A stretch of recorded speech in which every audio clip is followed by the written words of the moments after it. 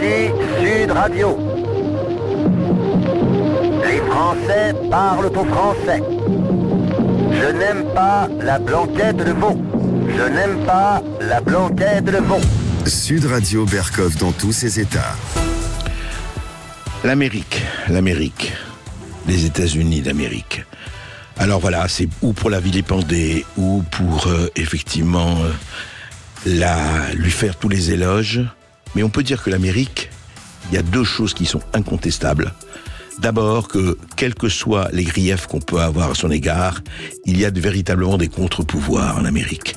Et on va en parler de ces contre-pouvoirs à propos de l'affaire Zuckerberg, de l'affaire des réseaux sociaux, de l'affaire de Meta, où on a vu ce qui s'est passé à la commission d'enquête du Sénat américain. Et vraiment, quand on compare les commissions d'enquête du Sénat américain ou de la Chambre des représentants avec les nôtres ici, il y a quand même quelques leçons à tirer. Et puis on va parler de Joe Biden, bien sûr, l'autre Amérique aussi, Joe Biden, qui a maintenant des visions depuis quelque temps, et qui va, vous le savez, il se représente à la présidence des États-Unis pour 4 ans.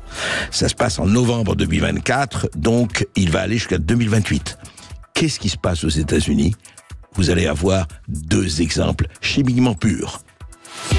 Sud Radio Berkov dans tous ses états. Le fait du jour. Merveilleuse chanson. Mais il y a la face noire, la face glauque, la face immonde, la face de la pédophilie et de la pédocriminalité.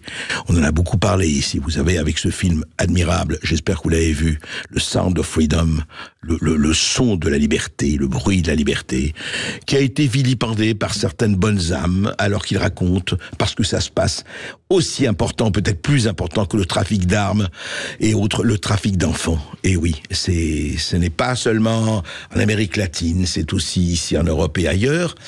Et effectivement, il y a eu une réunion très très très importante la semaine dernière.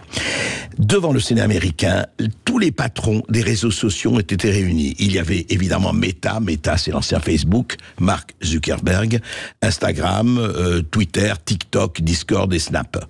Mais évidemment, celui qui était sur le grill, c'est Mark Zuckerberg.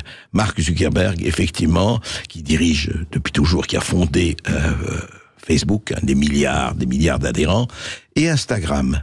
Et ce qu'on sait aujourd'hui, et ce qui a été appris de façon sûre, c'est que pour le moins, la surveillance des responsables d'Instagram sur les réseaux pédophiles et les tentations de la pédocriminalité sont pour le moins vraiment légers. Et pour dire que, effectivement, la raquette a beaucoup de trous et beaucoup de choses passent, et que c'est évidemment totalement inadmissible. Je suis totalement pour les réseaux sociaux, mais à partir du moment où c'est la criminalité, où c'est la pédophilie et autres qui passent, évidemment, ça s'appelle la loi, et la loi doit sévir. Alors, il y a eu ceci, écoutez, c'est très rapide, ça a duré des heures, mais on vous donne un exemple sonore de ce qui s'est passé au Sénat américain la semaine dernière. So you didn't take any action. You didn't fire anybody. You haven't compensated a single victim. Let me ask you this. There's families of victims here today. Have you apologized to the victims? Voilà. Il lui disait, écoutez, vous n'avez pas surveillé, et il y a ici des familles d'enfants victimes. Est-ce que vous vous êtes excusé? Alors imaginez la scène, il y a des sénateurs qui sont là, il y a les responsables des réseaux sociaux, et quels responsables? Les GAFAM, les plus grands, les milliardaires de chez milliardaires, les puissances. Et puis ils répondent, et les sénateurs leur disent, mais attendez, on a des preuves par rapport à des incitations à la pédocriminalité, des trafics, etc., que vous avez laissé passer. Il dit, oui, mais on n'est pas responsable. Vous n'êtes pas responsable, quand même, vous êtes responsable de vos... Sur Instagram, il ne s'agit pas de vilipender Instagram, il ne s'agit pas de condamner Instagram. Instagram, c'est un réseau que des millions utilisent à travers le monde, et vous aussi, j'en suis sûr, en tout cas beaucoup d'entre vous. Alors, pour mettre des photos, pour mettre des rendez-vous, c'est magnifique. Mais encore une fois, il y a le verre à moitié plein et le verre à moitié vide. Il y a la lumière et il y a le côté sombre, le côté, la face obscure, je dirais. Et cette face obscure, elle n'a pas été vraiment, je dirais, arrêtée. Elle n'a pas été... Et vous avez eu pendant la semaine dernière, pendant des heures et des heures, vous aviez les Mark Zuckerberg, les grands responsables, effectivement, de Snapchat, de tout cela, de Meta, de TikTok, et parce que TikTok aussi, hein, il y a des choses qui passent, eh bien, ils étaient interrogés. Et on prenait le temps de les interroger. Et c'est là où je dis que les États-Unis, on peut leur reprocher beaucoup de choses. Mais cette espèce de devoir de rendre compte est tellement important. Et on aimerait que chez nous aussi, ça se passe, mais ça ne se passe pas du tout à le même niveau. En général, c'est circuler, il n'y a rien à voir. Et c'est pas quand même la formule à suivre. Et je dirais que de ce point de vue-là, ce qui s'est passé, ce qui se passe aux États-Unis, il y a eu, effectivement, ils ont montré, alors il y avait Ted Cruz, le sénateur du Texas, et beaucoup d'autres, qui ont montré vraiment j'ai suivi ça, et on est un certain nombre à suivi ça sur les réseaux, justement, et montré à quel point, si vous voulez, il y avait des gens, alors il s'agissait de quoi? Qui pouvaient lancer des invitations, qui pouvaient, je dirais presque, entre guillemets, c'est horrible, de faire leur marché, et oui, ça passait. Alors effectivement, ils se sont excusés, ils ont dit oui, c'est vrai, nous n'avons pas fait assez attention, nous allons mettre des filets de sécurité, nous allons dépenser des milliards de dollars à mettre des filets de sécurité, mais voilà. Mais s'il n'y avait pas, auditeurs de Sud Radio, résistants ultra, s'il n'y avait pas des gens qui leur mettaient le nez dans leur guano, s'il n'y avait pas des gens qui leur disaient, attendez, voilà ce qui se passe, on l'a vu, voilà ce qui se passe sur vos réseaux Facebook, ou sur vos réseaux Instagram, ou sur vos réseaux TikTok, ou X ou autres, s'il n'y avait pas des gens qui leur rappelaient, eh ben écoutez, c'était, allez, business as usual, hein, on y allait, bon ben voilà, évidemment, il y a des dommages collatéraux, mais ce sont des dommages collatéraux. Or, ce ne sont pas des dommages collatéraux, ce n'est pas vrai, ce sont des dommages extrêmement graves. Donc, voilà, il y a, et je vous conseille d'aller voir, je vous invite à aller voir ce qui se passe là-dessus. Bon, c'est en anglais, mais c'est vraiment passionnant parce qu'on ne peut pas laisser passer des choses aussi lamentables et glauques que le trafic d'enfants, que la pédocriminalité et que la pédophilie, quand même, hein, qu'on ne nous dise pas que c'est une espèce d'inclination sexuelle comme une autre. Non, c'est pas une inclination sexuelle, c'est le ressort de la criminalité. C'est pire qu'un crime, c'est une faute, et une faute majeure. Et voilà, il y a ça en Amérique. Et puis il y a la personne qui va se présenter là, l'actuel président, Joe Robinette Biden, dont on a, comme vous le savez, beaucoup parlé déjà. Et il se représente, en novembre 2024, il se représente pour un second mandat, c'est-à-dire jusqu'en novembre 2028. Et voici la révélation qu'a fait Joe Biden hier. Il discutait, et écoutez, il a un souvenir tout à fait fascinant. Écoutez.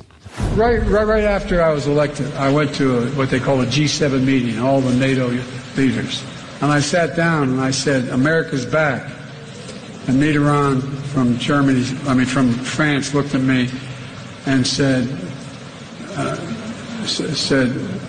you know, how long are you back for? Alors là, c'est magnifique, c'est un morceau d'anthologie qui restera évidemment dans les annales. Vous savez que Joe Biden il y a longtemps, il avait demandé à une conférence de presse, il cherchait sa mère, il pensait que sa mère était dans la salle, était morte depuis 10 ans, mais là c'est beaucoup mieux. Il dit voilà, quand j'étais réélu, donc en 2021, voilà, donc il y a 3 ans, il dit j'étais à un sommet du G7 et j'ai parlé à Mitterrand. Mitterrand, c'est le président de l'Allemagne. Le président de la France, et je lui ai dit l'Amérique est de retour, America is back. Et voilà, et je lui ai parlé de ça, il m'a répondu ah bon, America is back.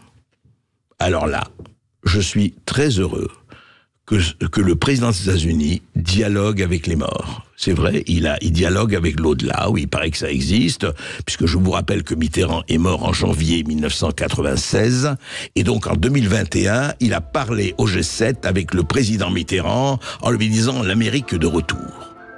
Voilà, et c'était formidable. C'est X-Files, on est dans l'autre réel, on est content.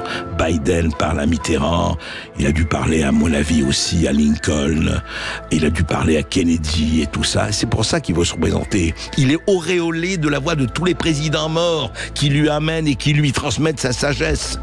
Et ça, c'est très intéressant. Vous voyez, nous sommes dans un univers, voilà les deux univers de la plus grande puissance du monde jusqu'ici.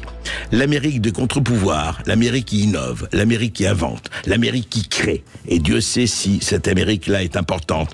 L'Amérique qui vraiment apporte des choses et comment le nier. Et puis cette Amérique qui est là, qui a l'air de voguer sur une espèce de nuage comme ça, et un président des États-Unis qui ne sait plus où il est. C'est quand même... Alors, qui dirige ? Qui, aujourd'hui, dirige, alors qu'on connaît les pouvoirs du président des États-Unis, presque aussi grands que les pouvoirs de notre président à nous, Français. Qui dirige ? Et là, franchement, on ne peut pas dire que...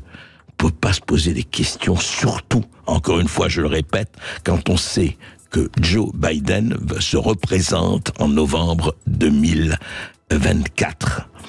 Voilà, donc écoutez, en tout cas, on vous tiendra au courant des entretiens avec l'au-delà de Joe Biden à chaque fois que cela se reproduise, et à mon avis, ça va se reproduire assez souvent.